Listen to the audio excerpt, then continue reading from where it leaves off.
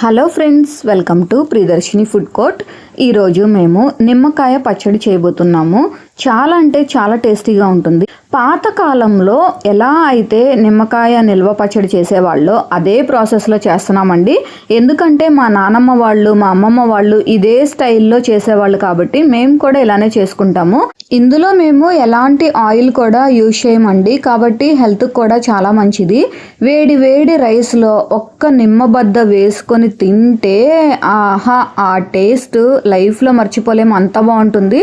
Only రైస్లోకి కాదండి, టిఫిన్స్లోకి కూడా చాలా టేస్టీగా ఉంటుంది అండ్ చాలా సింపుల్గా చేసుకోవచ్చు.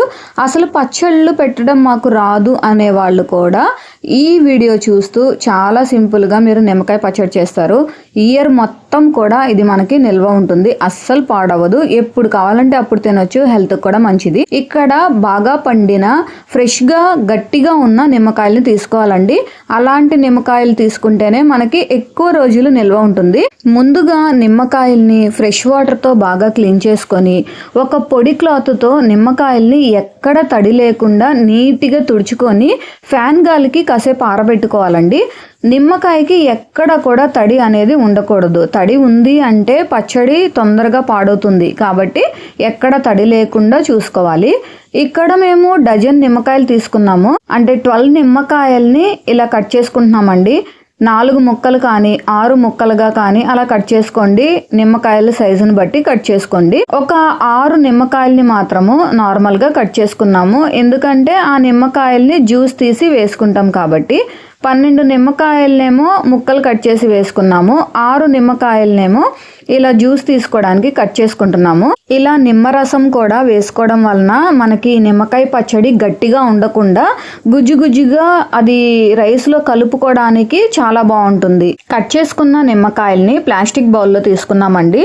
నిమ్మకాయ పచ్చడి ఎప్పుడు కూడా ప్లాస్టిక్ బౌల్స్లోనే పెట్టుకోవాలి, ఎందుకంటే స్టీల్ వాటిల్లో పెట్టుకుంటే ఈ నిమ్మకాయ స్టీల్ని తినేస్తుంది. అందుకోసము ఇందులో ఉప్పు, పసుపు వేసుకుంటున్నాము. ఉప్పు ఒక గ్లాస్ కానీ 3/4 గ్లాస్ కానీ వేసుకోండి. కొంచెం తక్కువ తినే వాళ్ళైతే 3/4 గ్లాస్ సరిపోతుంది. ముందుగా 3/4 గ్లాసే వేసుకోండి, అంతగా సరిపోకపోతే తర్వాత యాడ్ చేసుకోవచ్చు. నిమ్మకాయ రసాన్ని ఇలా గింజల్ని తీసేసి ఫిల్టర్ చేసుకొని ఈ నిమ్మరసాన్ని కూడా ఇందులో వేసుకొని ఉప్పు, పసుపు, నిమ్మరసము ఈ నిమ్మకాయలకి బాగా పట్టేలాగా కింద నుంచి పైకి నీట్గా కలుపుకోండి. ఇంకా ఎవరైనా మన ఛానల్ని సబ్స్క్రైబ్ చేయకుండా వీడియో చూస్తున్నట్లయితే మర్చిపోకుండా మన ప్రియదర్శిని ఫుడ్ కోర్ట్ ఛానల్ని సబ్స్క్రైబ్ చేసుకోండి. ఇదంతా కలుపుకున్న తర్వాత మూత పెట్టి ఒక 5 days పక్కన పెట్టుకుందాము. 5 days తర్వాత చూడండి, ఉప్పు, పసుపు అన్నీ కూడా ఈ నిమ్మకాయలకి పట్టి మంచిగా మాగి చక్కగా ఉంది కదా. ఇప్పుడు దీన్ని ఒకసారి కలుపుకొని ఇందులో 1 గ్లాసు కారం వేసుకుంటున్నామండి. ఆ కారం కూడా పచ్చి కారం వేసుకోవాలి. మనము 3/4 గ్లాసు ఉప్పు ఆల్రెడీ వేసుకున్నాం కదా, 1 గ్లాసు కారం అయితే సరిపోతుంది. ఉప్పు చెక్ చేసుకొని సరిపోకపోతే తగినంత వేసుకోండి. ఇదంతా కూడా ఒకసారి బాగా కలుపుకొని ఇంకా దీన్ని మనం జాడీలో కానీ లేదంటే ఏదైనా డబ్బాలో కానీ తీసుకుంటే సరిపోతుంది. అంతేనండి, ఎంతో సింపుల్గా నిమ్మకాయ పచ్చడి టేస్టీగా రెడీ అయింది. దీన్ని ఇంకా తాలింపు వేసుకోవాల్సిన పని లేదండి.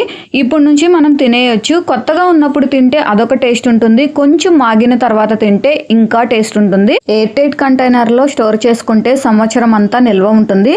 చూడండి, టేస్టీగా నిమ్మకాయ పచ్చడి చాలా సింపుల్గా రెడీ అయింది. ఎలాంటి ఆయిల్స్ వేయకుండా ఎంతో హెల్తీగా ప్రిపేర్ చేసాం కదా.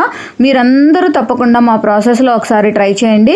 ట్రై చేసి మీకు టేస్ట్ ఎలా వచ్చిందో మాకు కామెంట్ చేయండి. ఈ రెసిపీ మీకు నచ్చినట్లయితే ఈ వీడియోని లైక్ చేయండి, షేర్ చేయండి, సబ్స్క్రైబ్ చేయండి.